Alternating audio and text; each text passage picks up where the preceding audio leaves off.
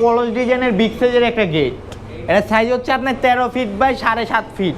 First আমরা এই লাইনে আর কি ডিজিটাল লকটা ব্যবহার করব, যেটা আপনার ফিঙ্গার কাট এবং পিনের মাধ্যমে খুলবে। ফিঙ্গার কাট এবং পিনের মাধ্যমে খুলবে এবং অ্যাপসের মাধ্যমে এই লকটা খুলবে আপনার। এবং একটা উপরে একটা ডোর ক্লোজার ব্যবহার করা হয়েছে, যেটা আপনার অটোমেটিক লেগে যাবে। এই যে অটোমেটিক লেগে যাচ্ছে, যাতে কোনো সাউন্ড না হয় আর কি। আপনার বিশাল সাইজের একটা গেট। এটা সাইজ হচ্ছে আপনার 13 ফিট বাই 7.5 ফিট।